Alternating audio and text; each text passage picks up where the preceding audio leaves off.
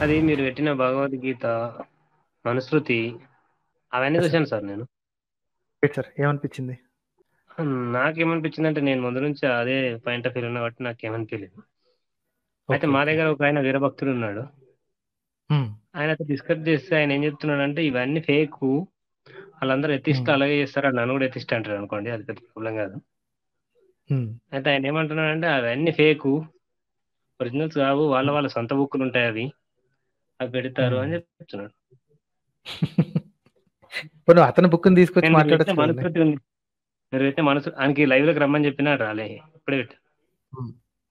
మీరు హ్మ్. పెట్టిన మనుస్మృతి ఉంది కదా! అది పీడీఎఫ్ డౌన్‌లోడ్ చేసి పంపించిన. హ్మ్. అయినా కూడా వాళ్ళు కాదు కాదు ఇది కాదు. ఇది మాది కాదు. ఇది మా కంపెనీది కాదంటారు.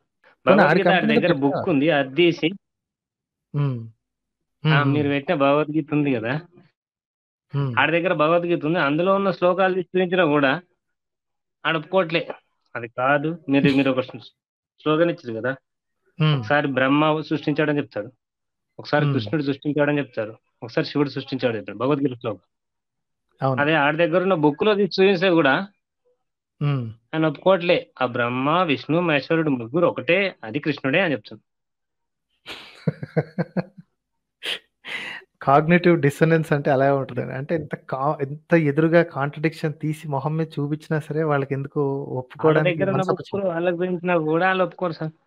అదే. ఎంత చెప్పు పీక కోసుకుంటారు గానీ, ఏది ఎంత నువ్వు రామాయణం మొత్తం చూయించి ఇది కాదురా బాబు ఇట్లుందిరా అంటే, ఎక్కడ రామాయణంలో ఇంత కూడా నీచు లేదు తెలుసా? మా రాముడు ఎంత పతివ్రత అంటే అని చెప్తాడు. ఇంక కోపమొస్తే నా మీదకి ఒకటే రియాక్షన్ ఇగ నువ్వు పాకిస్తాన్ పో. నువ్వు హిందూ అంతే. కాదు. అంతే. యాంటీ హిందూ. పాకిస్తాన్ ఎళ్ళిపో. నీది దేశమే కాదంటారు. అరే నా ఉన్న దేశానికి మాటలో నీకేం సంబంధం? ఉన్న మాట ఒప్పుకోకపోతే సొంత మతస్థులు ఇప్పుడు నాట్ ఎవ్రీబడీ ఈజ్ ఎథీస్ట్ కదండీ. ఉన్న మాట ఒప్పుకోవడానికి కొంతమంది సిద్ధపడితే, వాళ్ళని కూడా వీళ్ళు తిట్టడం మొదలుపెడితే, వాళ్ళకింక వేరే దారి లేక వాళ్ళు ఎథీస్ట్‌లతో కలిసి తిరగాల్సొస్తదండి. దేర్ ఆర్ సో మెనీ భక్తులు అంటే వాళ్ళింకా నాస్తికులని చెప్పుకోరు గానీ, ప్రాబబ్లీ మేబీ యూ ఆల్సో. చాలా ఆ! నేను మందికి గూడా. ఈ అతివాదులు అతి వేషాలేసేవాళ్ళని చూస్తే ఒళ్ళు మండేది ఇందుకే. ఎందుకంటే, అరే! ఉన్నది ఒప్పుకోవడానికి ఏమైందని. ఇప్పుడు గరికపాటి ఉన్నారండి. ఈ మన ఆ! ఈ చాగంటి గారు ఉన్నారండి. వాళ్ళు ఓపెన్‌గా చెప్తారు. అరే! వాళ్ళు క్షత్రియులు వాళ్ళు తిన్నారురా భయ్! ఇప్పుడేమైంది? ఆ! అక్కడితో అయిపోయింది అట్లంటే కదా! ఇంక పోతది వాళ్ళతో కదా! ఆర్గ్యుమెంట్ అట్లా ఉండదు. కూడా అంటుంది. ఆ!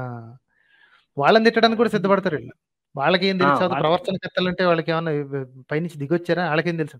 మరి ఈడికెక్కడి నుంచి తెలుసో అర్థం కాదండి.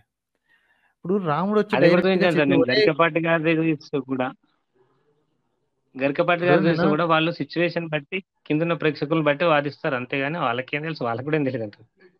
అదే. అదే. అదే. ఈళ్ళకేదో తెలిసినట్టనమాట. ఆ! వాళ్ళు అద్ అష్టావధానం నేను అందుకే చేశారు కదరా! అంటే కూడా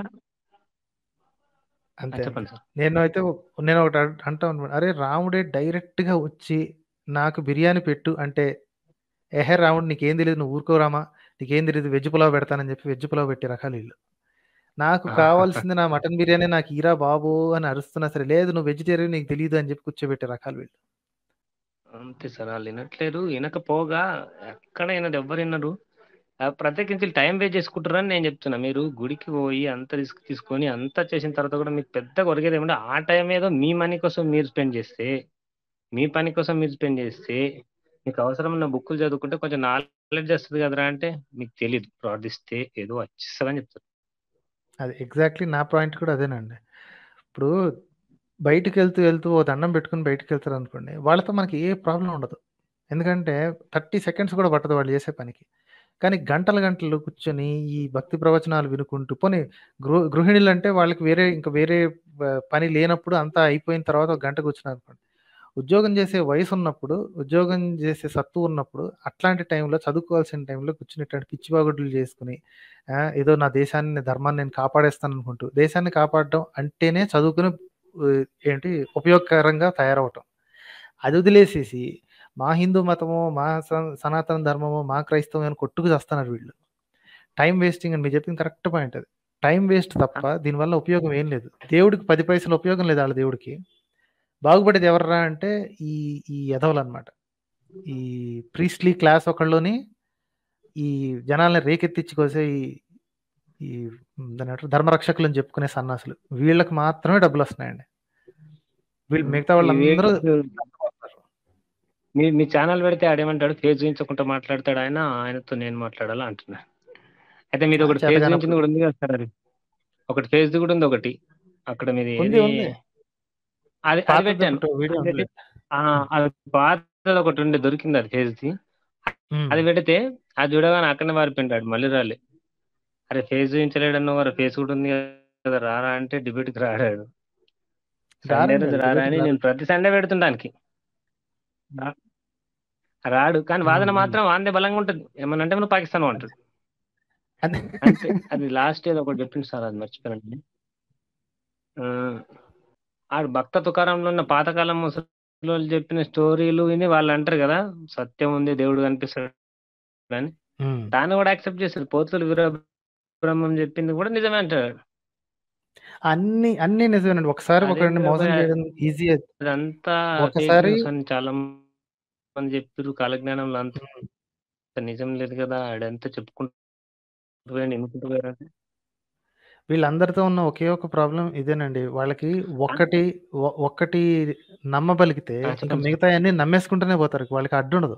అది గౌతమ్ బుద్ధుని తీసుకొచ్చి దశావతారంలో 10వ నెంబర్ ఇచ్చేసి, ఇది కూడా ఒప్పేసుకుంటారు వాళ్ళు. దే ఆర్ అంటే మరి పెద్ద మనసు అనుకోవాలో మరి ఏమనుకోవాలో నాకైతే తెలియదు. ఆయన చెప్పండి. దశావతారంలో గౌతమ్ బుద్ధుడు ఎందుకు వచ్చాడు అంటే వైష్ణవులు శైవులు పట్టుకుంటారంట. Okay sir, thank you. Okay. Break అవుతున్నట్టుంది. డిలే వస్తున్నట్టుంది. I will talk to you again అండి.